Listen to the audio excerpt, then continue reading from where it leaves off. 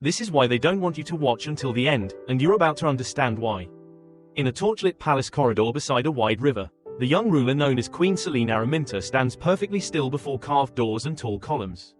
While courtiers remain frozen behind rope boundaries holding sealed pouches and unmarked dispatch packets that signal competing loyalties. A low table displays an unlabeled map of river mouths and coastal routes, weighted by a compass and plain ruler, revealing that her reign begins in geography and economics, not romance. Guards stand at fixed intervals, hinting that every smile may hide a bargain.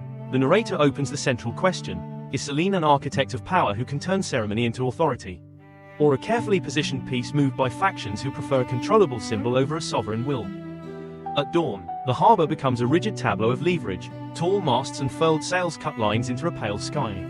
While crates of grain and amphorae stack in precise rows, Selene stands motionless on a wooden platform beside an unlabeled sea chart and folded river map, held down by a compass, while officials clutch sealed packets and unmarked tokens that imply tariffs, tributes, and private promises. The horizon is wide, uncertain, and silent. The narrator explains that if the queen controls the port, she controls the kingdom's breathing. But the presence of foreign-built ships and unfamiliar uniforms suggests commerce is never neutral, and neutrality is rarely allowed to a small power. In a candlelit audience chamber, priests stand beside ash and water bowls as scribes sit frozen at a low desk with blank tablets and unmarked seals, implying truth will be recorded only in approved forms. Selene sits still on a plain throne-like chair while rival nobles hold sealed pouches like loyalty can be purchased in silence. An unlabeled genealogy chart rests on a table, unreadable yet heavy with implied legitimacy.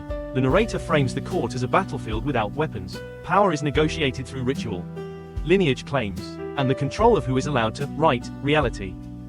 A quiet palace library shows rows of scroll cases with no readable markings, guards rigid at the doorway, and scholars motionless behind a rope boundary. Selene stands near an unlabeled map of coastlines and desert routes, weighted by a compass and ruler, while sealed packets stack like curated intelligence. The narrator asks whether she understands archives can outlast armies, or whether her advisors feed selective facts to steer decisions, turning the queen into a living seal for policies authored elsewhere. At dusk, a desert border fort stands in stark stillness, watchtowers, stacked water jars, folded tents, and soldiers arranged in disciplined lines.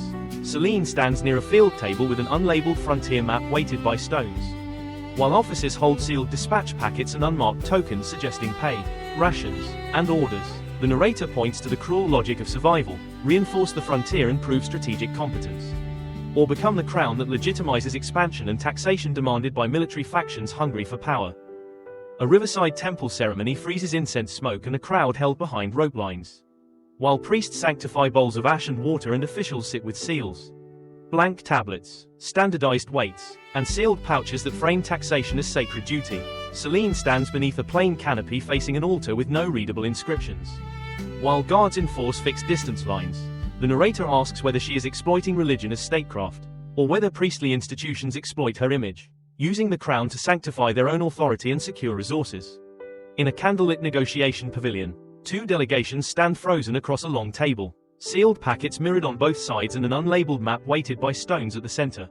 Selene stands motionless beside the map while foreign envoys hold sealed documents and token pouches that imply payments and leverage.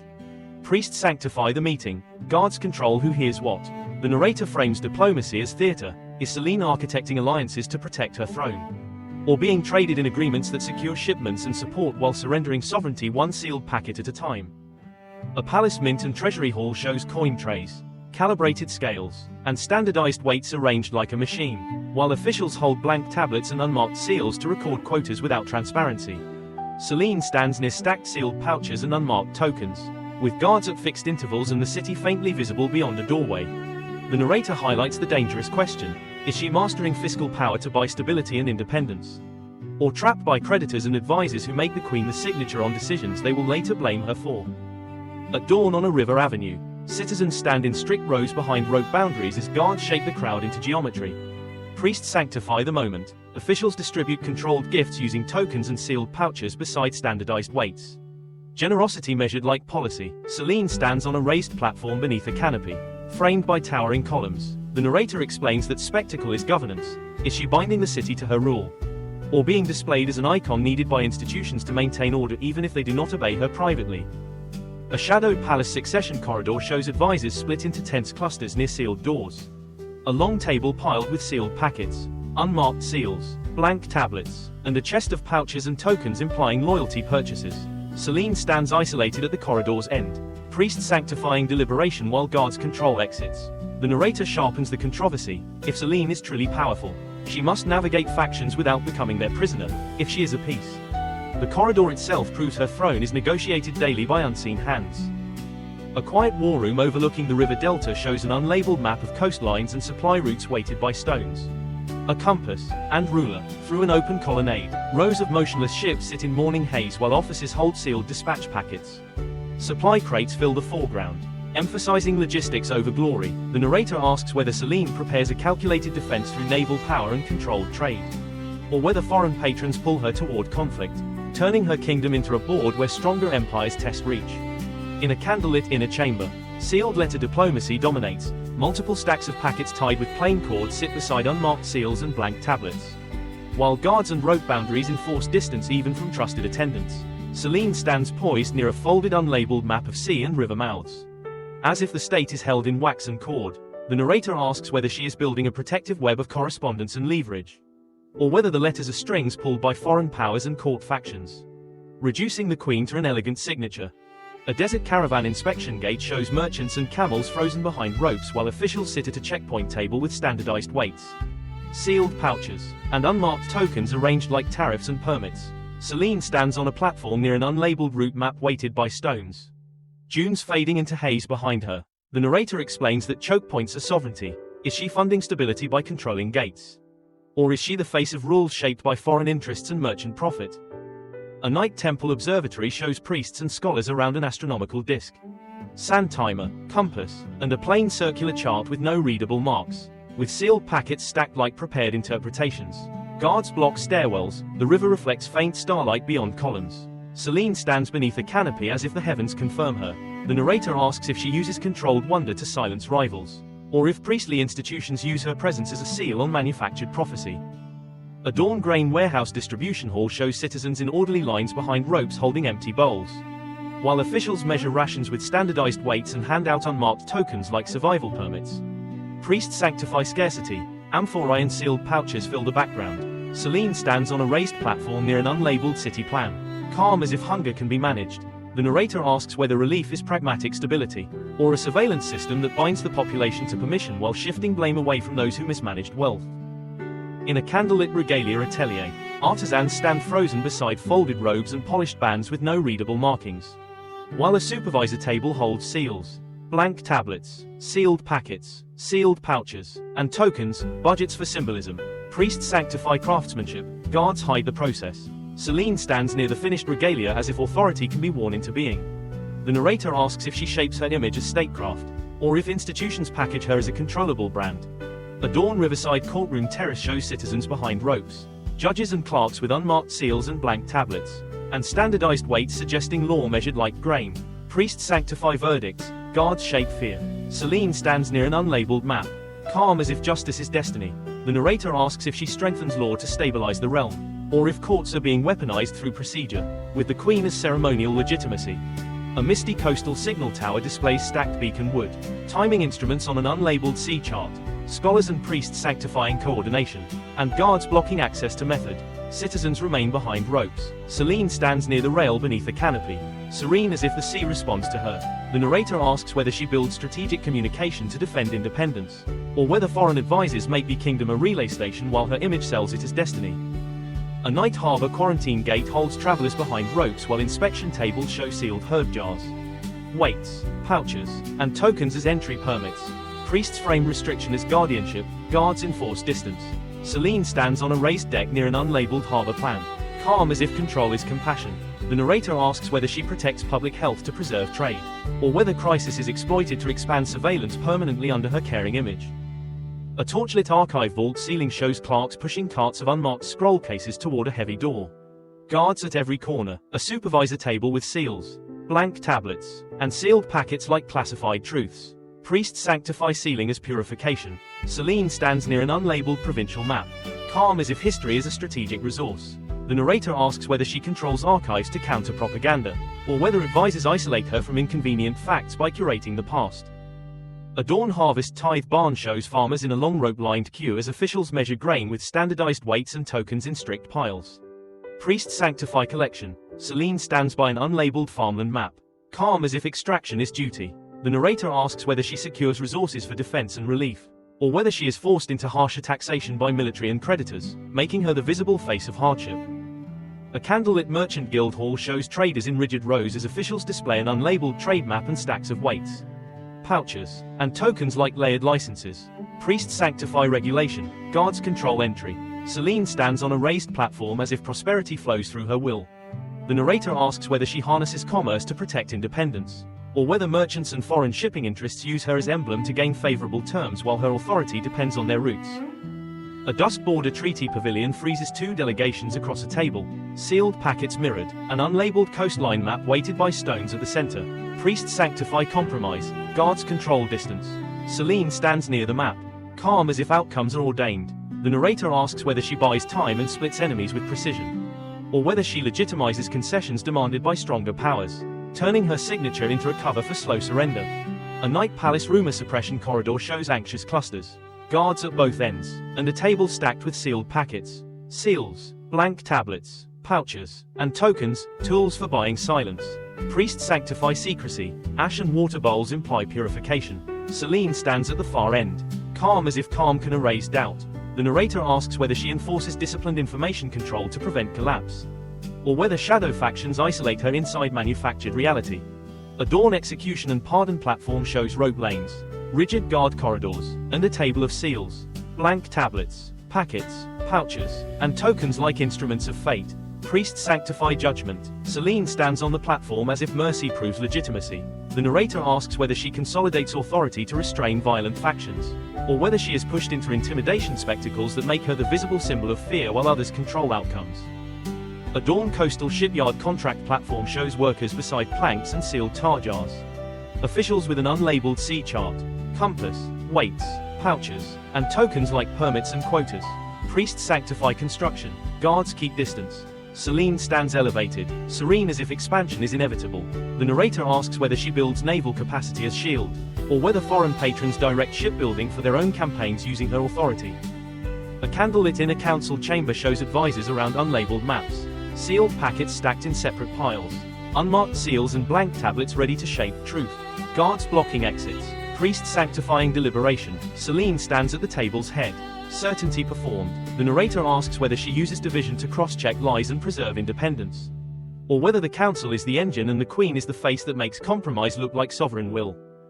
A dusk monument dedication avenue shows a new stone marker, citizens behind ropes. Priests sanctifying. Officials with budgets in weights and tokens. Guards controlling sightlines. Selene stands on a platform as if permanence equals proof.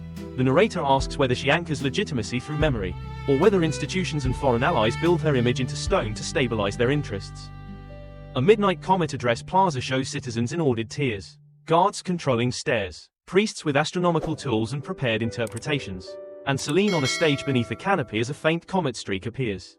The narrator asks whether she uses controlled wonder to bind the public, or whether factions script prophecy and use the queen as face for manufactured certainty.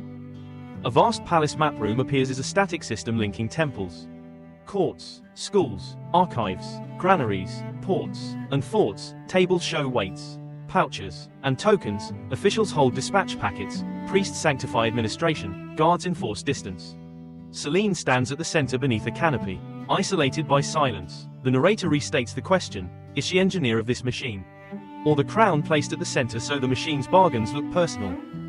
A dawn riverfront ship inspection shows sailors and dockworkers in still ranks beside amphorae and coiled ropes.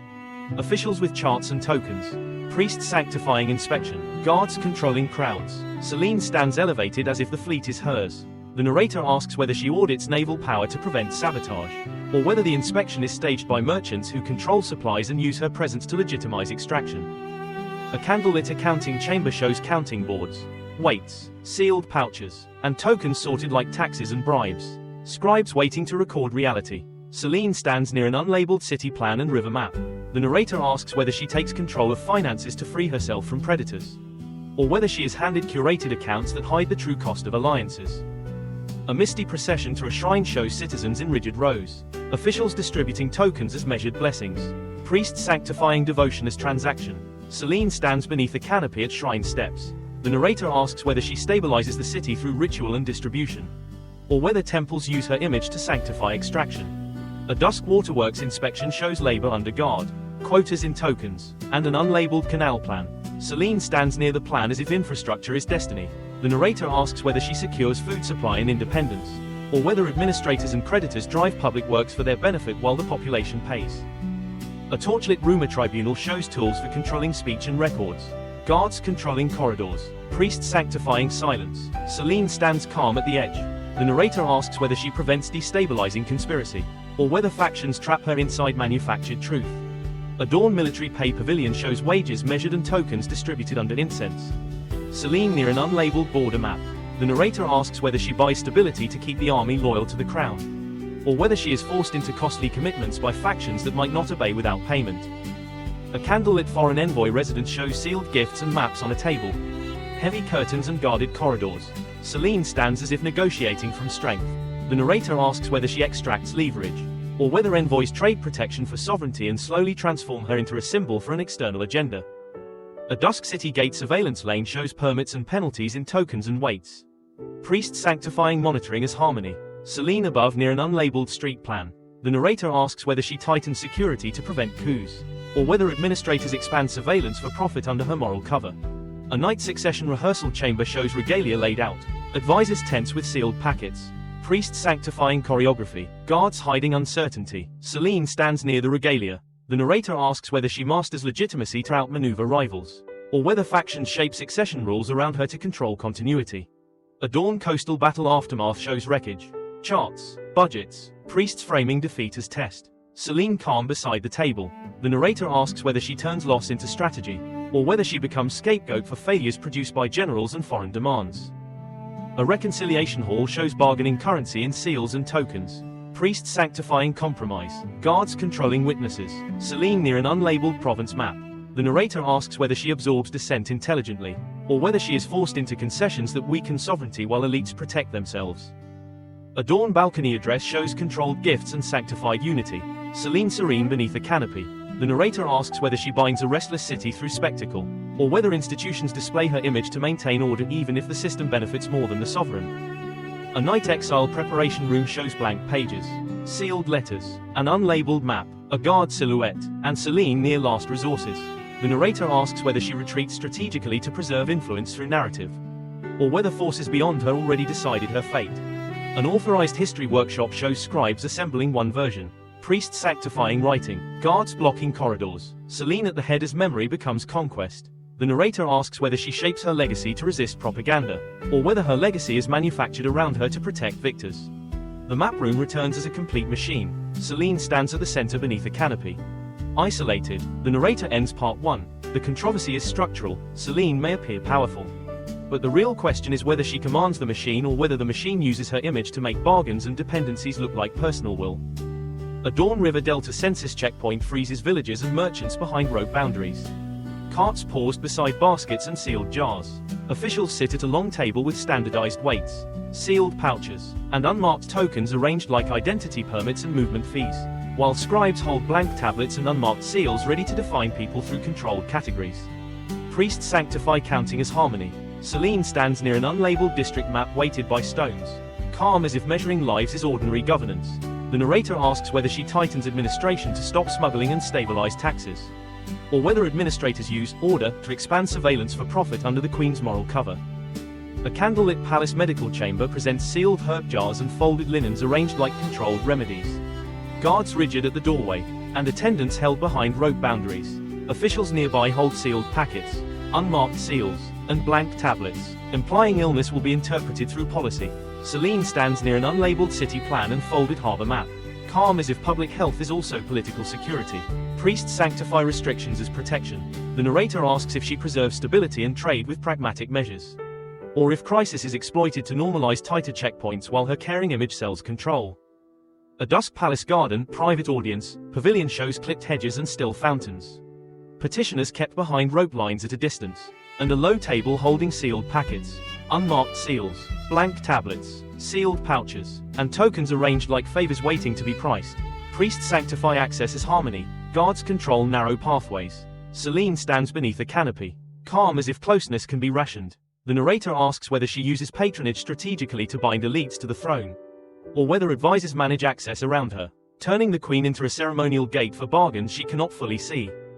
A torchlit riverside court of appeals shows judges seated in rigid symmetry, citizens held behind rope boundaries, and guards forming corridors that control approach. A long table displays unmarked seals, blank tablets, sealed packets, standardized weights, sealed pouches, and tokens arranged like verdict machinery. Priests frame judgment as purification. Celine stands near an unlabeled district map, calm as if law is destiny. The narrator asks whether she strengthens legal order to prevent factional violence, or whether the court is captured by hidden transactions, using her authority to enforce outcomes priced in tokens. A Dawn Frontier Fort supply yard freezes crates, folded tents, artillery pieces, and water jars in disciplined rows as soldiers stand motionless in orderly groups. Officers hold sealed dispatch packets beside an unlabeled frontier map weighted by stones. A compass and ruler. Priests sanctify preparedness. Guards control entry lines. Celine stands near the map, calm as if defense is ledger work. The narrator asks whether she builds a real strategic shield, or whether military factions push mobilization and taxation, using her legitimacy to serve ambitions that define the frontier's meaning.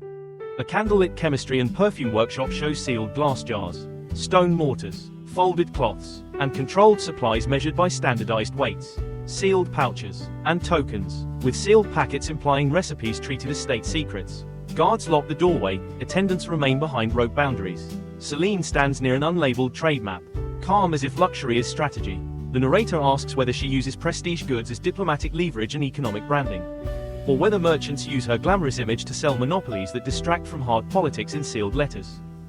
A Dusk Harbor customs house holds merchants behind rope lines and crates stacked high, while officials sit at a long table with standardized weights, sealed pouches, and tokens arranged like tariffs, fines, and access permits. An unlabeled sea chart lies under stones with a compass. Priests sanctify regulation as harmony. Guards control entrances. Celine stands on an upper balcony, calm as if she owns the flow of goods.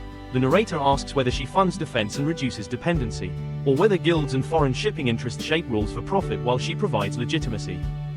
A night river barge festival shows lanterns hanging motionless, boats aligned, and citizens seated in ordered tiers behind rope boundaries. Officials manage donations with sealed pouches and tokens. Priests sanctify celebration. Guards shape the crowd's geometry. Celine stands on the central barge beneath a canopy, serene as if joy is her gift. The narrator asks whether she masters soft power to bind the public emotionally, or whether elites stage stability for foreign eyes, using her as centerpiece of a performance that hides the truth.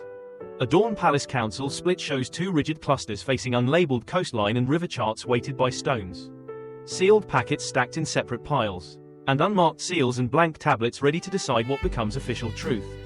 Priests sanctify deliberation. Guards block exits. Celine stands at the table's head, calm as if she is the only bridge between factions. The narrator asks whether she balances rivals to prevent capture of the throne, or whether she is trapped in stalemate that makes her dependent on advisors. A Dusk Coastal Temple dedication shows a new stone marker near the waterline. Citizens held behind rope boundaries. Priests sanctifying, and officials managing budgets with standardized weights, sealed pouches, and tokens. Guards control sightlines. Celine stands on a platform beneath a canopy, calm as if permanence equals proof. The narrator asks whether she anchors legitimacy through public memory, or whether institutions and foreign allies freeze her into a controllable icon that projects unity even when the realm is divided. A torchlit archive reading room holds scholars behind rope boundaries, guards controlling access, and carts of unmarked scroll cases arranged like controlled memory. A supervisor table holds unmarked seals, blank tablets, sealed packets, and sealed pouches. Priests sanctify secrecy as purification. Celine stands at the doorway near an unlabeled provincial map, calm as if history is territory. The narrator asks whether she restricts access to prevent sabotage, or whether advisors isolate her from inconvenient records, shaping her choices through curated past. A Dawn Foreign Delegation arrival key shows a gangplank over still water, crates stacked, guards forming rigid lanes, and envoys holding sealed documents and token pouches. Officials sit at a table with an unlabeled sea chart, compass, standardized weights, and sealed packets arranged like terms. Priests sanctify diplomacy. Celine stands above the dock as if welcoming from strength. The narrator asks whether she turns foreign attention into leverage, or whether the arrival is an inspection of her sovereignty. A candlelit private letter chamber shows sealed packets tied with plain cord, unmarked seals, blank tablets, and a folded unlabeled coastline map held down by a compass and ruler. While sealed pouches and tokens imply gifts and debts attached to messages. Guards control doors, attendants remain behind ropes. Celine stands near the letters as if reading fate in wax. The narrator asks whether she crafts a sophisticated diplomatic web, or whether the packets are strings by which patrons and factions pull her. A dusk public oath renewal plaza shows citizens in strict rows behind rope boundaries. Officials distributing tokens and sealed pouches beside standardized weights. Priests sanctifying loyalty, and guards shaping the crowd. Celine stands on a platform beneath a canopy, calm as if unity is natural.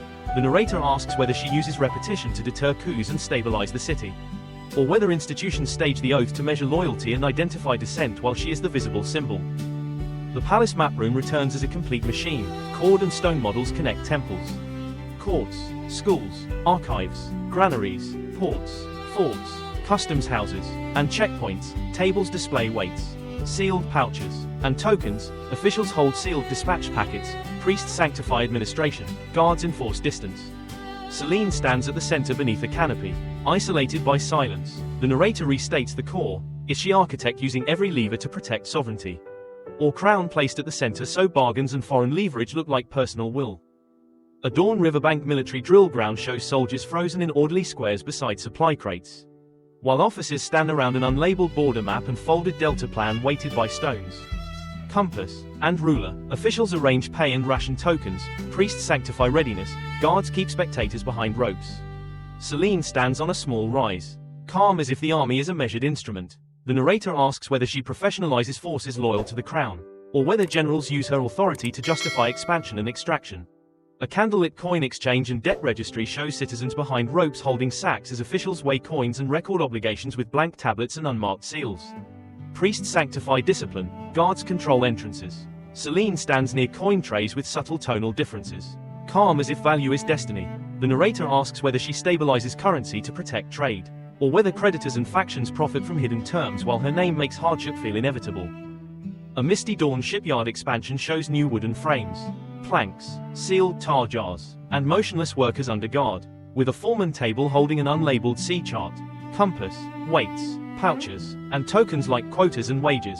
Priests sanctify construction. Celine stands near the frames as if growth proves strength. The narrator asks whether she builds a defensive fleet, or whether external patrons drive expansion to use her ports as logistics while her image sells it as national pride. A torchlit corridor of intercepted messages shows guards holding sealed packets as scribes sit with blank tablets and unmarked seals ready to copy what is permitted. Sealed pouches and tokens stack like payments for informants. Priests sanctify surveillance as protection. Celine stands near a folded unlabeled city plan, calm as if secrets are resources. The narrator asks whether she builds intelligence to survive coups and manipulation, or whether handlers filter what she learns, making her powerful only inside an informational cage.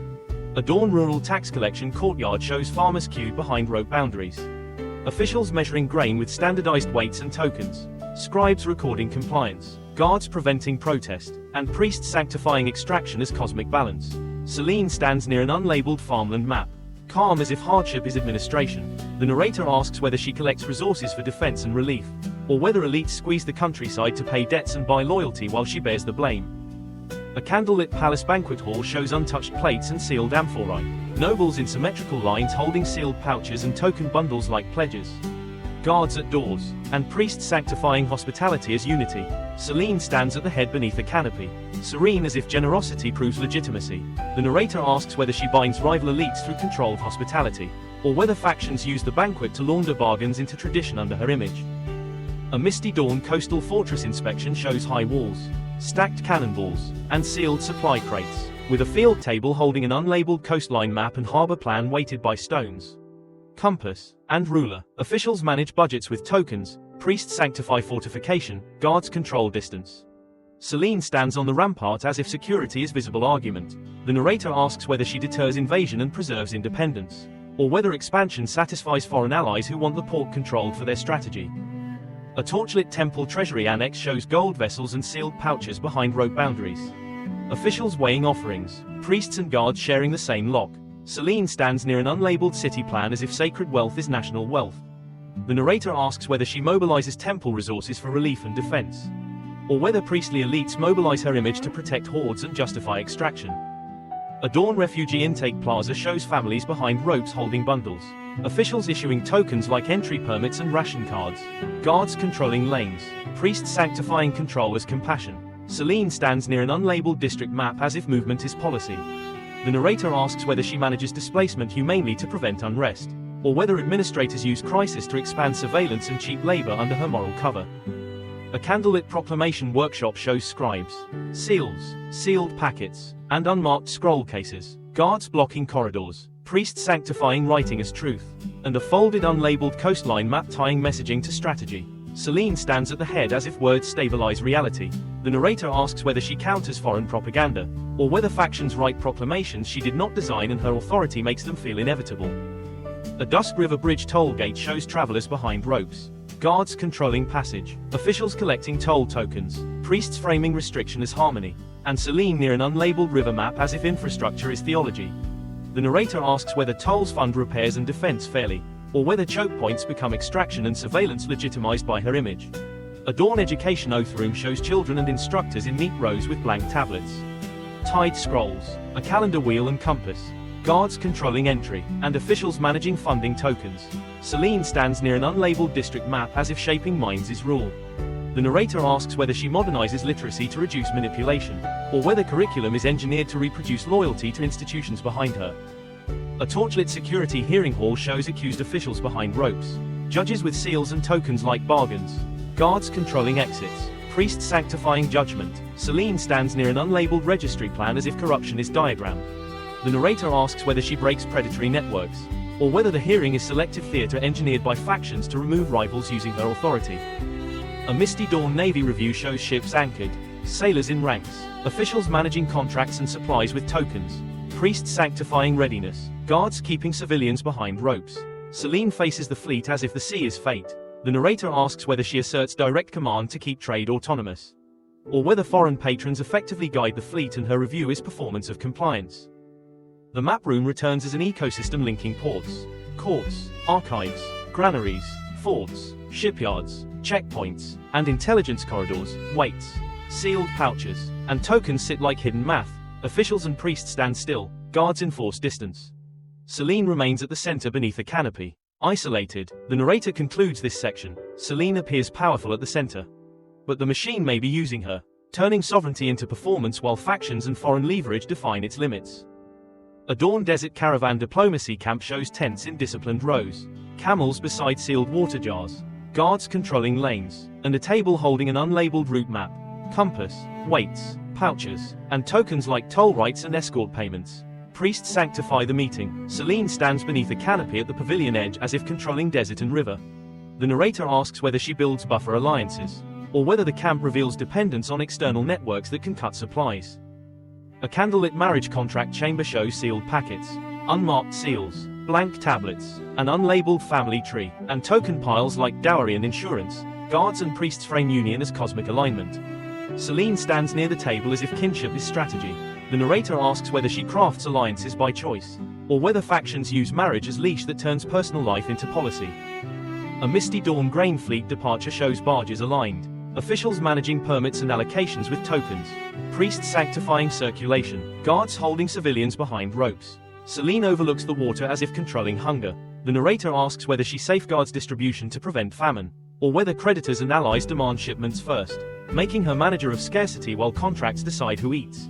A torchlit propaganda counter room shows scribes assembling sealed narratives, priests sanctifying writing, guards blocking corridors, and maps tying messaging to foreign policy. Celine stands as if words defend walls. The narrator asks whether she directs information to protect sovereignty, or whether the machine manufactures whichever Celine the public needs, hero or pawn, depending on factional demand. A Dawn shipping dispute tribunal shows merchants behind ropes, judges and tokens enforcing fines and licenses, priests sanctifying judgment as harmony. Celine near an unlabeled sea chart as if rules are hers. The narrator asks whether she curbs corruption to protect maritime lifeline, or whether guilds and foreign shippers capture the tribunal and use her authority to enforce outcomes that enrich them. A candlelit intelligence budget hall shows sealed pouches and tokens sorted like price tags for secrets. Blank tablets, unmarked seals, guards at doors, priests sanctifying surveillance as protection. Celine stands near city and coastline plans as if knowledge is sovereignty. The narrator asks whether she invests to break dependence, or whether the apparatus feeds selective truths and cages her in curated fear. A Misty Dawn Public Works announcement plaza shows permits and labor assignments in tokens. An unlabeled plan board with no text. Priests sanctifying progress. Guards shaping the crowd. Celine on a platform as if building proves legitimacy. The narrator asks whether she modernizes infrastructure for stability, or whether creditors lock the kingdom into debt while her image sells the chain as progress. A torchlit emergency granary inspection shows measured reserves. Ration authorization. Priests framing scarcity as sacred test. Guards controlling access. Celine near an unlabeled supply plan. The narrator asks whether she prevents famine through logistics, or whether elites manipulate reserves to force compliance while she absorbs blame. A Dawn diplomatic gift exchange pavilion shows offerings with hidden conditions, sealed pouches. Tokens, packets, weights, foreign envoys, guards controlling proximity, priests sanctifying bargaining as harmony. Celine near maps as if gifts are policy. The narrator asks whether she extracts time and resources cleverly, or whether gifts become obligations that purchase access to ports and decisions. A candlelit succession legal rewrite chamber shows jurists around an unlabeled lineage chart. Tokens and seals like incentives and threats. Priests sanctifying law as cosmic. Guards controlling doors. Celine near the chart as if rules are hers. The narrator asks whether she prevents civil war by clarifying succession, or whether factions engineer legal architecture to control and outlast her. A Misty Dawn courtyard trial of a prominent advisor shows selective justice, seals, tokens, and bargains on the table. Guards controlling exits. Priests sanctifying purification. Celine on a dais near a registry plan. The narrator asks whether she truly breaks corrupt networks, or whether the trial is factional theater removing a competitor while preserving the machine that keeps her dependent. A Dusk Seacliff emergency council shows maps. Sealed packets. Unmarked seals. Priests sanctifying urgency. Guards blocking narrow paths. Celine near the horizon. The narrator asks whether she navigates existential danger with strategic vision, or whether crisis forces dependence on foreign allies whose help carries demands that turn survival into surrender. A Dawn Air presentation room shows attendants behind ropes. Officials holding sealed packets and unmarked seals as if a child is policy. Priests sanctifying lineage. Guards controlling witnesses. Celine near an unlabeled lineage diagram. The narrator asks whether she secures continuity and leverage, or whether factions use an heir as tool to control her choices. A torchlit fortress surrender negotiation shows sealed terms, guarantees, maps, priests framing capitulation as order, guards controlling lanes. Celine near the map as if dignity can be preserved through paper. The narrator asks whether she chooses strategic compromise to save the kingdom, or whether stronger powers script surrender and demand her signature to legitimize control. The map room returns one more time. Models link sea routes, river lifelines, temples, courts, archives, granaries, forts, and councils. Weights and tokens display hidden math. Officials hold dispatch packets, priests burn incense, guards enforce distance. Celine stands at the center beneath a canopy, isolated. The narrator ends part 2. The controversy is not merely personal. Whether Celine is powerful queen or pawn depends on who controlled seals, treaties, archives, and supply lines, and whether those levers were ever truly hers. If you enjoyed this video, please hit like, share it with a friend, and subscribe for more content like this. Don't forget to turn on the notification bell so you never miss an upload. Drop a comment below and let me know what you think. At pale dawn, an exile villa balcony frames the sea like a cage, plain walls, a writing desk visible through an open door, and a guard silhouette fixed at the threshold. On the desk lie blank pages, sealed letters, and an unlabeled folded map, power reduced to paper. A companion figure holds a closed unmarked book, suggesting memory under custody. Celine stands at the rail, composed as if dignity can survive containment. The narrator asks whether exile is her strategic pause, preserving influence through narrative and future alliances, or the final proof she was always a political piece, kept only while her image served the machine. In a candlelit, final correspondence chamber, sealed packets tied with plain cord spread across a table beside unmarked seals.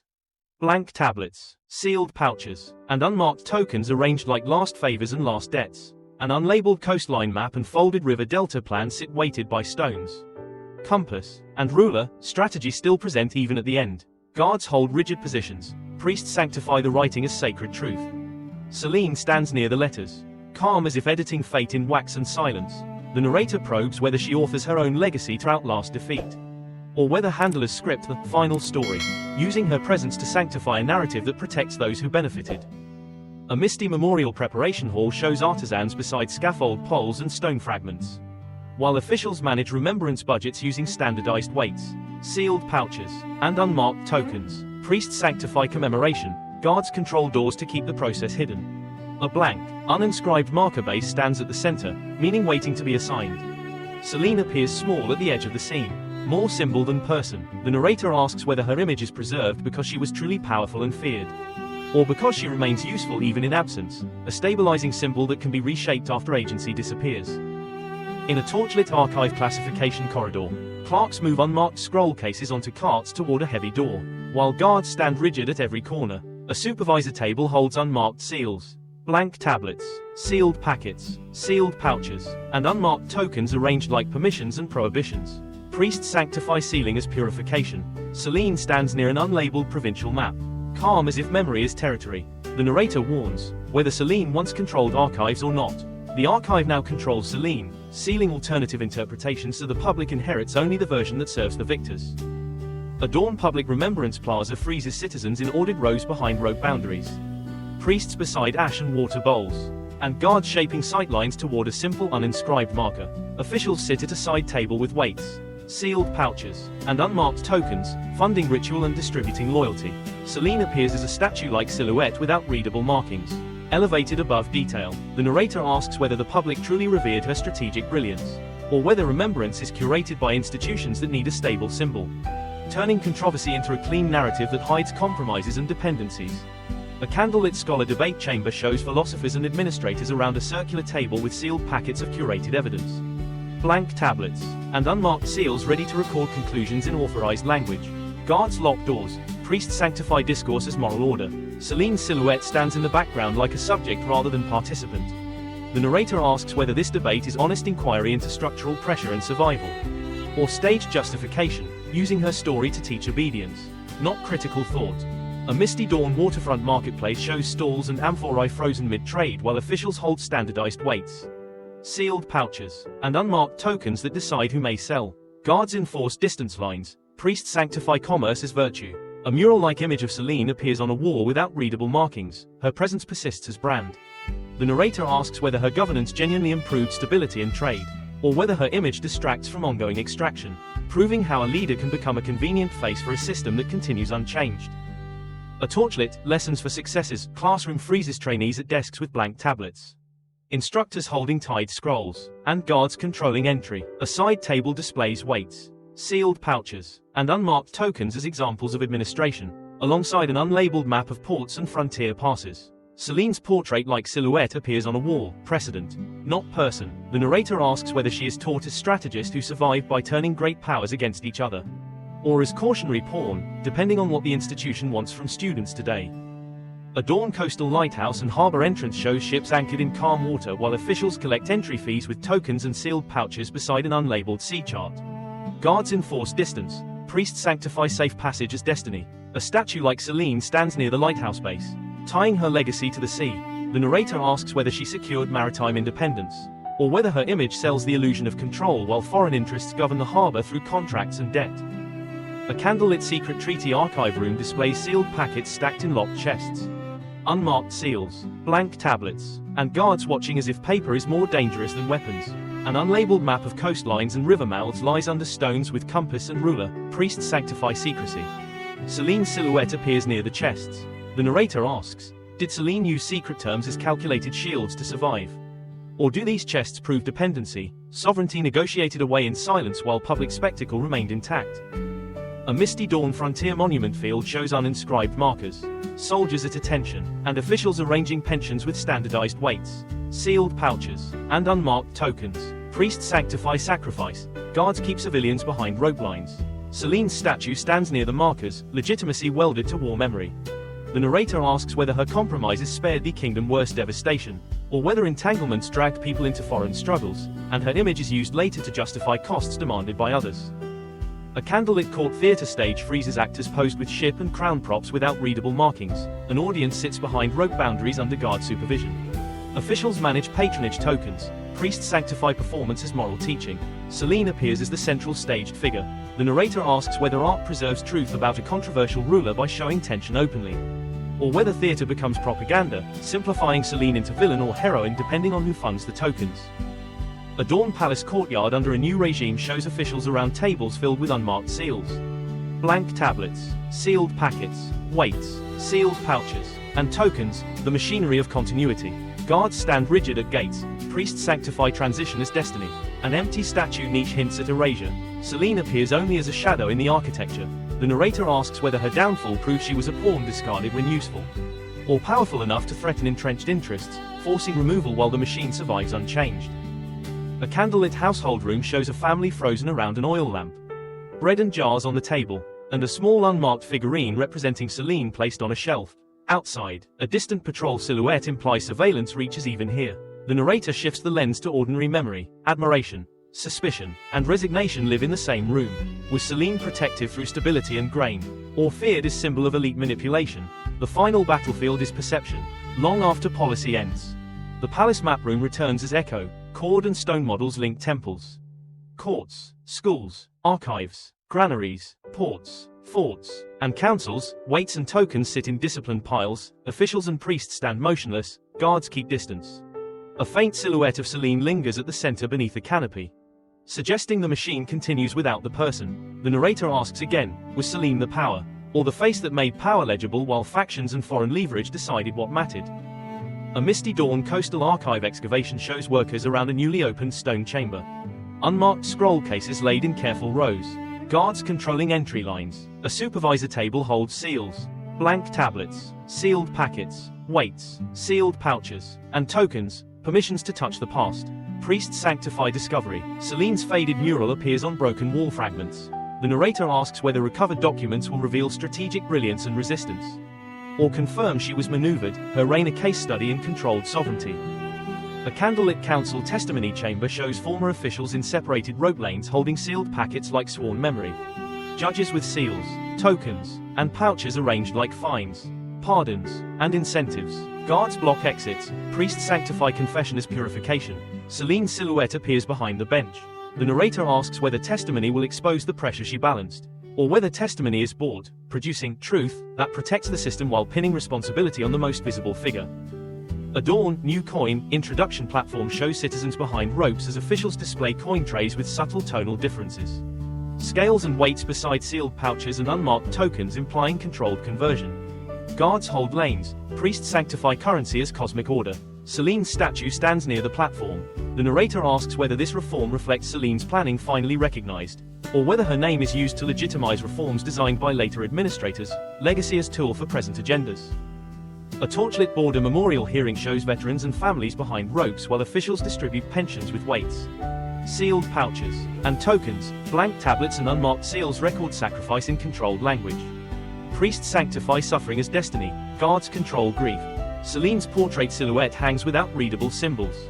The narrator asks whether her strategy spared worse devastation, or whether alliances drag the frontier into foreign conflicts, so remembrance becomes another arena where blame and praise are assigned.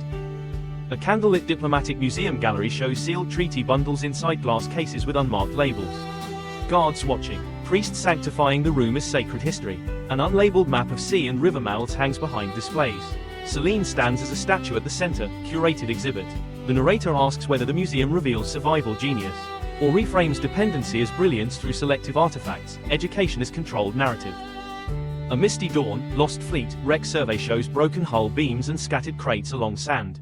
Officials around an unlabeled sea chart with weights, sealed pouches, and tokens like salvage rights and compensation. Guards hold civilians behind ropes. Priests sanctify disaster as fate. Selene's carved silhouette appears on a nearby stone. The narrator asks whether loss was unavoidable sacrifice under pressure, or evidence of dependence, naval commitments demanded by patrons beyond the kingdom's capacity. A candlelit restoration project office shows architects and clerks around an unlabeled building plan board. Budgets and labor assignments in weights, sealed pouches, and tokens. Blank tablets and unmarked seals authorize materials. Guards and priests frame rebuilding as destiny. Selene's statue stands near a half-finished column base.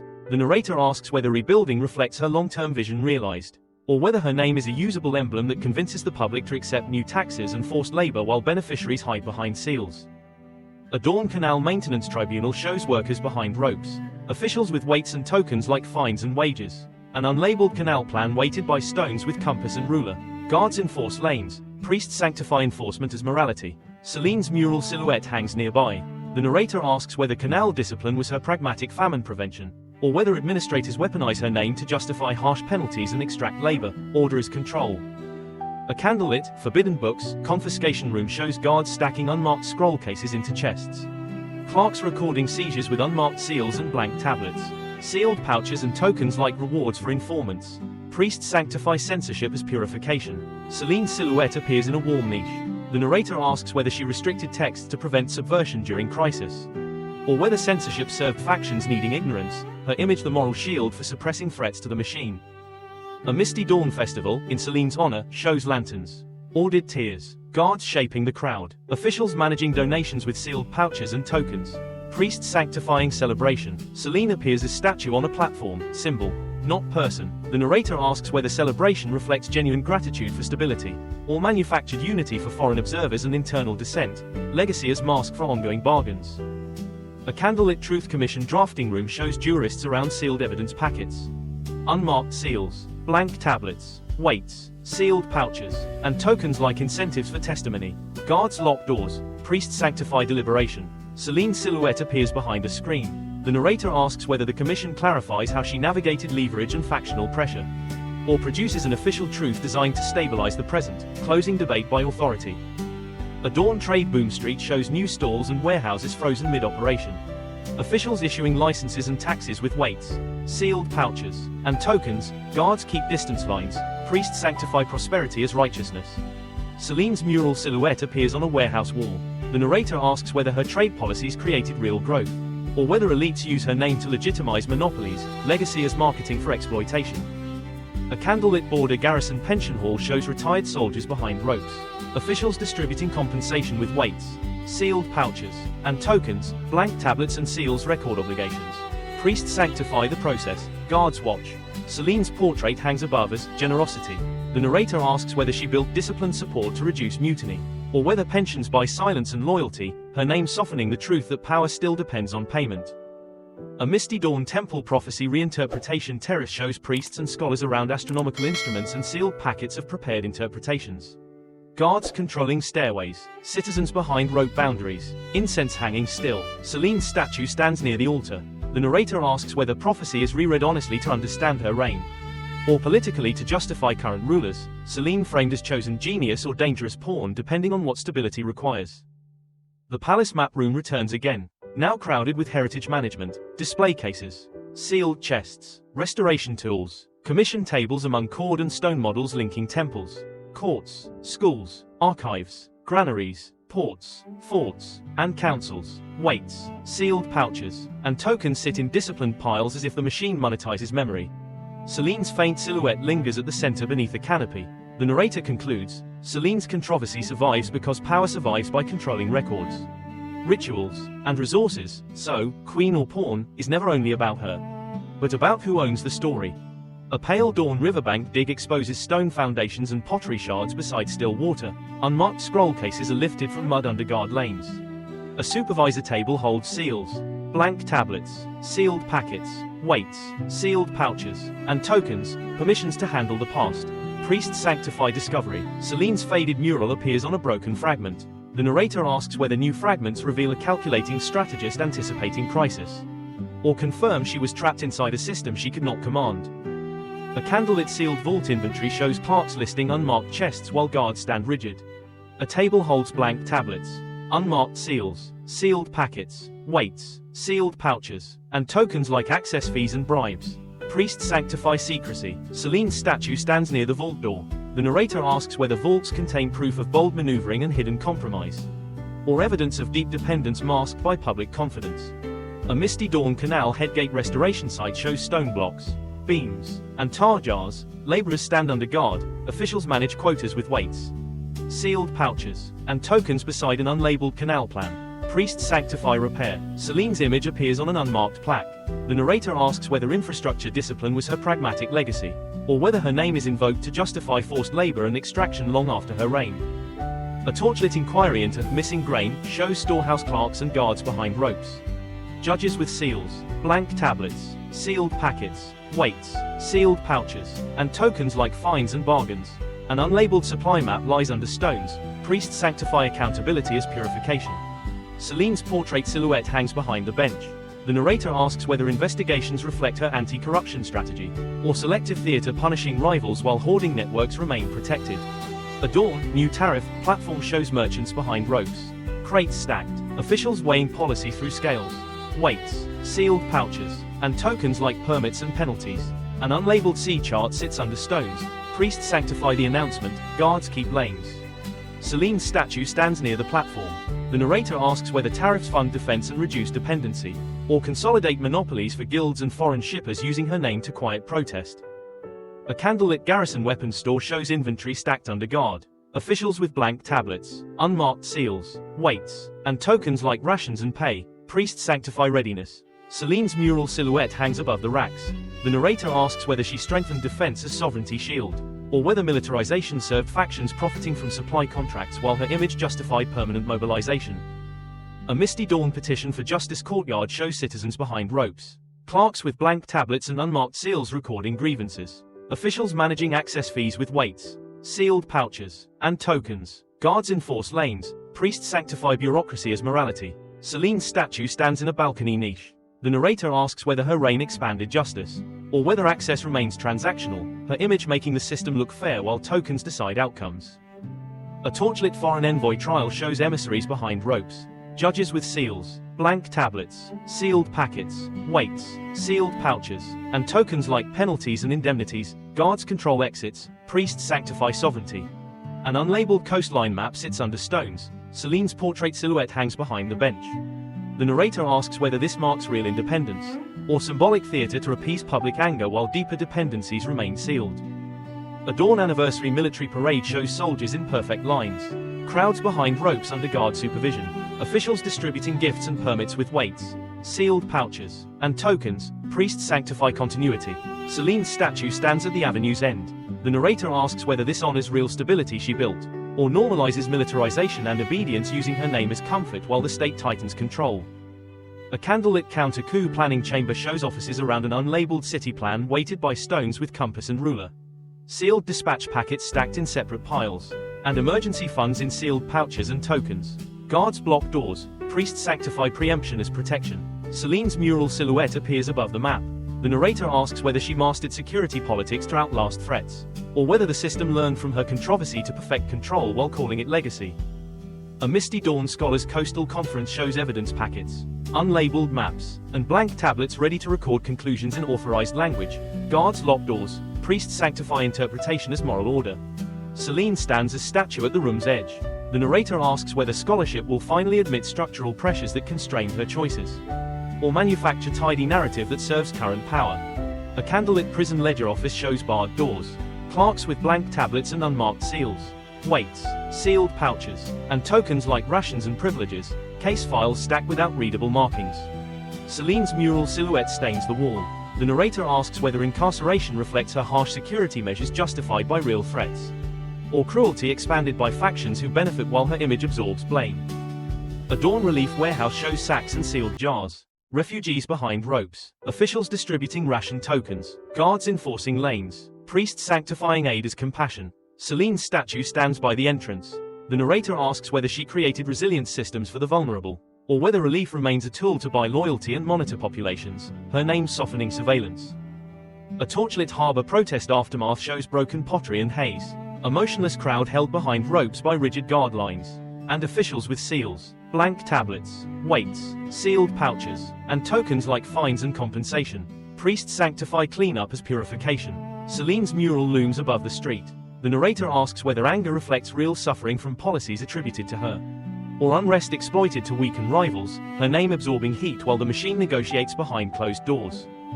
The palace map room returns, now crowded with inquiry tables, archive carts, museum cases, parade boards, and distribution ledgers among cord and stone models linking temples, courts, schools, archives, granaries, ports, forts, and councils. Weights, sealed pouches, and tokens sit in disciplined piles as power monetizes resources and memory. Celine's faint silhouette lingers under the canopy at the center. The narrator ends part 3. Celine's controversy persists because every institution can use her story to claim legitimacy or assign blame, proving a ruler's image can outlive agency and become a sharper tool than any weapon. At pale dawn, a fortified harbor becomes a silent proof of power. Ships sit anchored in still water. sailors frozen in strict ranks, and dock officials seated at a table with an unlabeled sea chart weighted by stones. A compass, standardized weights, sealed pouches, and unmarked tokens arranged like pay, supplies, and contracts. Priests sanctify readiness, guards keep civilians behind rope boundaries. Selene stands on a platform facing the fleet, calm as if the sea is hers. The narrator asks whether she truly commands maritime deterrence, or whether the fleet is financed by patrons whose contracts quietly own the strategy, while her review makes dependence look like sovereignty. In a candlelit debt renegotiation hall, foreign envoys stand frozen across a long table holding sealed packets and small token pouches implying collateral, gifts, and leverage. An unlabeled coastline map and folded river delta plan lie weighted by stones with compass and ruler. Standardized weights and sealed pouches sit in strict piles like visible pressure. Guards control doorways, priests sanctify compromise as harmony. Selene stands near the map, calm as if bargaining with time. The narrator asks whether she rewrites terms to turn dependency into advantage, or whether the table proves she is a pawn, forced to accept conditions that preserve the throne while transferring sovereignty into foreign hands. A misty dawn street after a grain riot freezes broken amphorae and scattered sacks under a grey haze. Guards forming rope corridors to split citizens into controlled clusters. Officials sit at a table with unmarked seals, blank tablets, standardized weights, sealed pouches, and tokens arranged like fines, ration permits, and compensation. Priests frame unrest as impurity to be purified. Selene stands on a balcony near an unlabeled city plan, calm as if disorder is geometry. The narrator asks whether she manages scarcity through disciplined relief, or whether elites manipulate hunger to force compliance, making the queen absorb blame while hidden hoards and contracts decide who starves. In a candlelit corridor of selective pardon, petitioners stand frozen behind ropes holding plain bundles, while officials handle unmarked seals, blank tablets, sealed packets, sealed pouches, and tokens arranged like the price of mercy. Guards form rigid lanes, priests sanctify forgiveness beside a water bowl. Selene stands on a dais, calm as if mercy proves legitimacy. The narrator asks whether she uses pardons to diffuse factional violence and bind rivals, or whether advisors trade mercy through paperwork, turning the queen into public symbol while outcomes are priced in tokens. A torchlit casualty ledger hall at the border shows families behind rope boundaries holding cloth bundles, while officials sit at a long table with blank tablets, unmarked seals, standardized weights, sealed pouches, and tokens arranged like pensions, rations, and silence payments. Priests sanctify loss as destiny, guards control grief. Selene stands near an unlabeled frontier map, calm as if death is statistic. The narrator asks whether her compromises limited devastation, or whether foreign entanglements demanded conflicts paid for by ordinary lives, her image later used to justify sacrifice. A misty dawn spy network briefing room freezes couriers around a narrow table with sealed packets, unmarked seals, blank tablets, sealed pouches, and tokens arranged like informant payments and authorization slips. An unlabeled city plan lies weighted by stones with compass. Guards block the doorway, priests sanctify secrecy as protection. Selene stands near the plan, calm as if knowledge is sovereignty. The narrator asks whether she builds intelligence to break dependence on factions and envoys, or whether handlers filter what she learns, making her confident only inside an informational cage. In a candlelit appointment hall for controlled education, teachers stand frozen behind rope boundaries while officials sit with unmarked seals, blank tablets, sealed packets, standardized weights, sealed pouches, and tokens arranged like promotions and funding. A calendar wheel and compass suggest standardized doctrine. Guards lock doors, priests sanctify learning as destiny. Selene stands near an unlabeled district map, calm as if shaping minds is rule. The narrator asks whether she invests in literacy to stabilize the realm, or whether curriculum is engineered to reproduce loyalty to institutions that use her image as decorative seal. A Dawn secret treaty chest room shows locked chests stacked in silent rows, sealed with plain cord and unmarked wax. A table holds blank tablets, unmarked seals, sealed packets, standardized weights, sealed pouches, and tokens arranged like access fees and obligations. Guards watch, priests sanctify secrecy. An unlabeled coastline map lies weighted by stones. Selene stands near the chests, calm as if paper is power. The narrator asks whether hidden terms were calculated shields, or proof of cornered dependency, sovereignty negotiated away while public spectacle remained regal. A torchlit theater rehearsal freezes actors posed with props shaped like ships, scrolls, and crowns. An empty audience behind rope boundaries under guard supervision. Officials manage patronage with sealed pouches and tokens. Priests sanctify performance as moral order. Celine appears as the central staged figure. The narrator asks whether theater preserves complexity by showing real tension, or manufactures propaganda, simplifying her into heroine or pawn depending on who pays for the story. A misty dawn new regime courtyard shows officials around tables with unmarked seals. Blank tablets, sealed packets, standardized weights, sealed pouches, and tokens, the instruments of continuity. Guards stand rigid at gates. Priests sanctify transition as destiny. An empty niche and removed statue base hint at erasure. Celine appears only as shadow in architecture. The narrator asks whether her fall proves she was discarded pawn, or powerful enough to threaten entrenched interests, forcing removal while the machine survives. In a candlelit household room, a family sits frozen around an oil lamp, bread and jars on a table, and a small unmarked figurine representing Celine on a shelf. Outside, a patrol silhouette suggests surveillance reaches even here.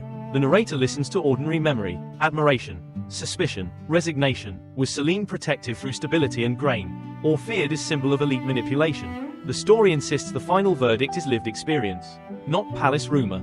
A Dawn lighthouse fee station shows ships anchored at the harbor mouth. Officials collecting entry fees with tokens and sealed pouches beside an unlabeled sea chart. Guards enforce distance. Priests sanctify safe passage as destiny. Celine stands near the lighthouse base, calm as if the horizon belongs to her.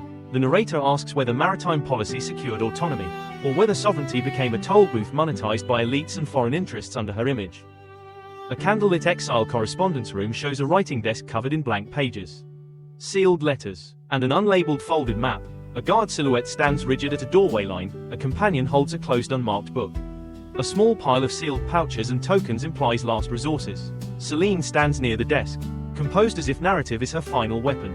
The narrator asks whether she can shape legacy to outlast defeat, or whether even her final words are monitored, proving story control is the ultimate imprisonment. A misty dawn memorial plaza shows citizens in ordered rows behind rope boundaries facing an uninscribed stone marker. Priests sanctifying grief beside ash and water bowls. Officials managing memory budgets with standardized weights, sealed pouches, and tokens, and guards controlling the geometry of mourning. Celine's statue stands near the marker, legacy as template. The narrator asks whether commemoration reflects genuine admiration, or curated stability, turning controversy into a controlled lesson.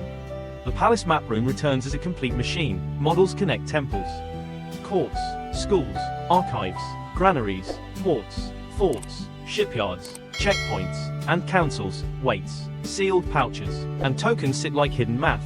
Officials hold dispatch packets, priests burn incense, guards enforce distance.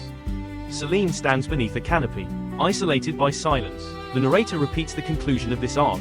Myth and spectacle are mechanisms, only tracing who controlled seals. Treaties, archives, and supply lines reveals true agency. A pale dawn prison intake corridor shows detainees behind ropes, guards forming rigid lanes, clerks with seals, blank tablets, standardized weights, sealed pouches, and tokens like rations, privileges, and shortcuts. Priests sanctify confinement as purification. An unlabeled city plan implies incarceration mapped like infrastructure. Celine stands in a balcony niche, calm as if security is order. The narrator asks whether harsh measures prevented coups, or whether the prison expanded through factional manipulation, her image as scapegoat for cruelty serving stability and profit. A candlelit shipyard wage dispute tribunal freezes workers behind ropes, foremen and officials at a long table with an unlabeled sea chart. Weights, sealed pouches, and tokens like wage rates and penalties. Blank tablets and unmarked seals await controlled recording. Guards block doors, priests sanctify discipline. Celine stands near the table, calm as if the economy is lever. The narrator asks whether she regulates labor fairly to keep shipbuilding loyal, or whether patrons compress wages for external ambitions while her presence legitimizes hardship. A misty dawn relief warehouse shows sacks and sealed jars, refugees behind ropes, officials measuring rations with weights and tokens, guards enforcing lanes, priests sanctifying aid as compassion. Celine stands near an unlabeled district map, calm as if relief is policy. The narrator asks whether she designed resilient systems to save lives, or whether aid is a tool to buy loyalty and monitor populations, survival as permission. A torchlit diplomatic scandal inquiry room freezes envoys and courtiers behind ropes. Judges with seals, blank tablets, sealed packets, weights, sealed pouches, and tokens like indemnities and hush payments. An unlabeled coastline map lies under stones with compass and ruler. Guards block exits, priests sanctify cleansing. Celine stands near the map, calm as if truth can be managed. The narrator asks whether she exposes corruption to reclaim independence, or whether inquiry is staged to protect deeper secrets. punishing expendables while dependents remain sealed. A Pale Dawn propaganda mural restoration street shows scaffolding and pigment jars.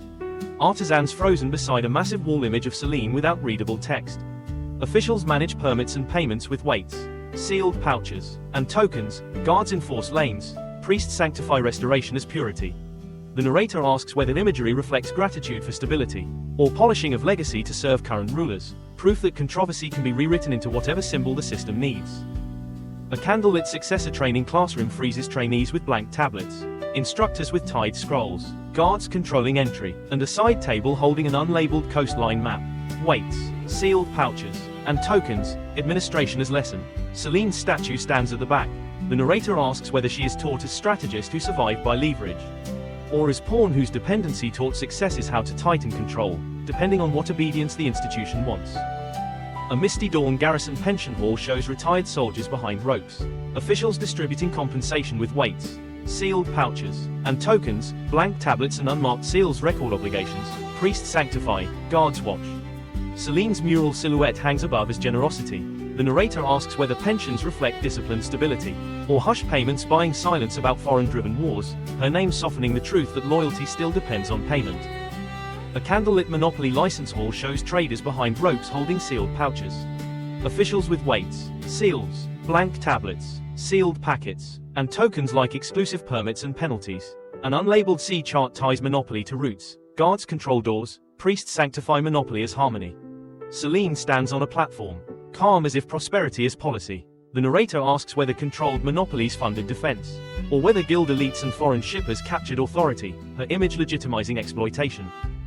A Misty Dawn prophecy rereading terrace shows astronomical tools, sealed interpretations, guards controlling stairways, citizens behind ropes, incense hanging still. Celine's statue stands near the altar as if heaven speaks through her story. The narrator asks whether prophecy is reread honestly to understand her reign, or politically to justify the present. Celine framed as chosen genius or dangerous pawn depending on what stability requires.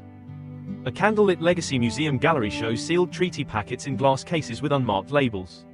Guards watching, priests sanctifying the room as sacred history, and an unlabeled map behind displays. Celine stands as statue at the center, curated exhibit. The narrator asks whether the museum reveals strategic skill and structural pressure, or simplifies her into safe myth, proof that education can become propaganda when meaning is curated.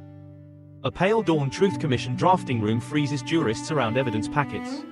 Seals, blank tablets, weights, sealed pouches, and tokens like incentives. Guards lock doors. Priests sanctify deliberation. Celine's silhouette appears behind a screen. The narrator asks whether the commission clarifies her navigation of leverage and factions, or writes an official truth to stabilize the present, closing debate by authority. A Misty Dawn, Celine route, festival market shows stalls frozen mid-sale. Officials issuing licenses and taxes with weights, sealed pouches, and tokens. Guards enforce lanes. Priests sanctify prosperity. Celine's mural silhouette appears on a warehouse wall. The narrator asks whether growth reflects her real trade strategy, or whether elites use her name to legitimize monopolies, legacy as marketing. A candlelit sealed pardon registry shows clerks with blank tablets, unmarked seals, sealed packets, sealed pouches, and tokens like mercy permits and loyalty contracts. Guards control corridors. Priests sanctify forgiveness as order. Celine's statue stands near ledger shelves. The narrator asks whether mercy prevented civil fracture, or whether registry became marketplace of favors run by factions, her image selling outcomes. A Misty Dawn Final Fleet commissioning pier shows ships anchored, sailors in ranks, officials at a pier table with an unlabeled sea chart, compass, weights, sealed pouches, and tokens like contracts and quotas.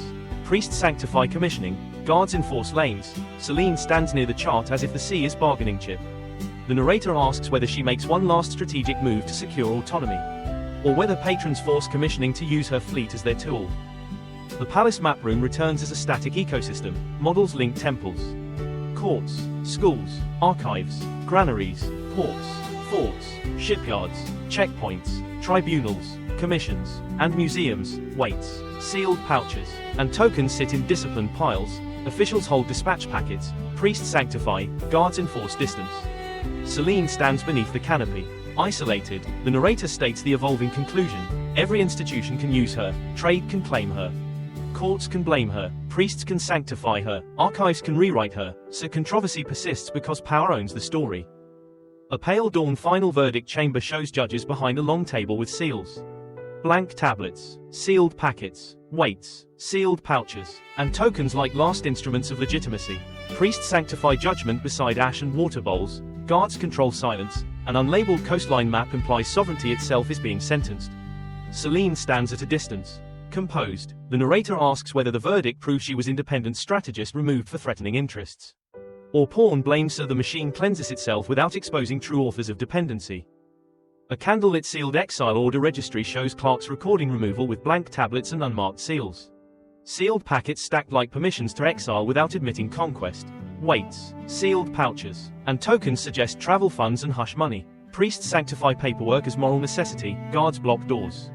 Selene is a silhouette beyond ropes. The narrator asks whether exile is her strategic retreat, or proof her fate was decided by administrators who control seals and routes. A misty dawn last fleet departure shows ships with furled sails. Dockworkers and soldiers frozen beside crates and amphorae. Officials at a pier table with an unlabeled sea chart. Compass, weights, sealed pouches, and tokens like contracts and rations. Priests sanctify departure, guards enforce lanes. Selene stands overlooking the water. Composed, the narrator asks whether she sends resources to secure alliances and survival, or whether departure is extraction commanded by patrons, tribute disguised as mission. A candlelit legacy rewriting workshop shows scribes assembling a single authorized history with seals. Blank tablets, sealed packets, and carts of unmarked scroll cases. Guards block corridors, priests sanctify edits as purification, an unlabeled C-map ties narrative to strategy. Selene stands at the edge. Composed, the narrator asks whether she shapes her own legacy to resist hostile propaganda, or whether the archive shapes her into whichever myth the new regime needs, powerful queen or helpless pawn. A pale dawn statue installation plaza shows a monument base. Citizens behind ropes, guards controlling sightlines, officials managing budgets with weights, sealed pouches, and tokens, priests sanctifying permanence as destiny. A statue like Selene appears without readable inscription, meaning assigned by interpreters. The narrator asks whether stone honors genuine leadership, or freezes her into safe icon that stabilizes the state by making complexity unthreatening. A candlelit scholars' tribunal of interpretation shows historians around sealed evidence packets. Unlabeled maps, blank tablets, unmarked seals, and guards controlling doors. Priests sanctify interpretation as moral order. Selene's silhouette stands in a niche without voice. The narrator asks whether scholarship finally admits structural constraints, or manufactures expert certainty to close debate, complexity reduced for convenience. A misty dawn marketplace of whispered opinions shows stalls frozen mid-trade. Guards at corners, officials collecting order fees with weights, sealed pouches, and tokens that decide who may speak through commerce. Priests sanctify quiet as harmony. Selene's mural remains on a wall. The narrator asks whether ordinary people remember protector or pawn, and reminds us legacy is decided more in markets than in archives. A candlelit moral lesson hall shows priests around ash and water bowls, scholars with tied scrolls, citizens behind rope boundaries, and a central table holding seals, blank tablets, packets, weights, pouches, and tokens like institutional teaching tools. Guards control entrances. Selene's statue stands at the front. The narrator asks whether the lesson preserves nuance, or reduces her to simple example to enforce obedience, because simple stories are easier to govern with. A pale dawn border monument corridor shows uninscribed markers along a road. Soldiers at attention, families behind ropes, officials distributing pensions with weights, sealed pouches, and tokens, priests sanctifying sacrifice. Selene's statue stands near the markers. The narrator asks whether compromise prevented worse catastrophe, or enabled conflict still demanding tribute in lives, her legacy used to justify sacrifice long after agency is gone. A candlelit sealed treaty museum case room shows glass displays holding sealed packets without readable text. Curators beside unmarked labels, guards watching, priests sanctifying secrecy. An unlabeled coastline map hangs behind cases. Selene's statue stands at the center. The narrator asks whether curated treaties reveal survival genius, or turn dependency into heroic narrative, museums as propaganda as much as education. A misty dawn corridor of erased inscriptions shows scraped walls, empty niches, removed plaques, officials with seals, blank tablets, packets, weights, sealed pouches, and tokens like tools for controlled forgetting. Guards enforce silence. Priests sanctify erasure as purification. Selene's shadow lingers in architecture. The narrator asks whether she is erased because she was too powerful, or simplified into pawn narrative to remove responsibility from those who benefited. A candlelit private exile writing desk returns, blank pages. sealed letters, unlabeled folded map, guard silhouette outside, companion holding closed book, small pile of pouches and tokens. Celine stands beside the desk, composed. The narrator asks whether she can turn exile into influence by shaping story, or whether story control is the final lock, an imprisonment without chains. A pale dawn remembrance ritual freezes citizens in ordered rows behind ropes facing an uninscribed marker. Priests sanctifying grief, officials managing memory budgets with weights, sealed pouches, and tokens. Guards controlling mourning geometry. Celine's statue stands nearby. The narrator asks whether remembrance is admiration or administration, grief curated to stabilize the machine. A Final Dawn network model hall shows cord and stone links between ports, courts, archives, granaries, forts, schools, museums, tribunals, and checkpoints. Weights, sealed pouches, and tokens sit like hidden math. Officials hold dispatch packets, priests burn incense, guards enforce distance. Celine's faint silhouette appears at the center beneath a canopy. The narrator states the final conclusion: the argument over her power cannot be separated from the system that made her image valuable, because the machine can turn any ruler into proof or scapegoat. The closing frame returns to the palace map room as ultimate evidence. Models link sea routes and river lifelines to temples, courts, archives, granaries, forts, shipyards, and councils. Tables display weights, sealed pouches, and tokens. Officials hold dispatch packets, priests sanctify, guards maintain fixed distance lines. Celine stands frozen beneath the canopy, isolated by silence. The narrator ends: whether she was a powerful queen or political pawn cannot be answered by myth, romance, or spectacle, because myth and spectacle are mechanisms. Only by tracing who controlled the seals, treaties, archives, and supply lines can the true balance of agency be understood. If you enjoyed this video, please hit like, share it with a friend, and subscribe for more content like this. Don't forget to turn on the notification bell so you never miss an upload. Drop a comment below and let me know what you think.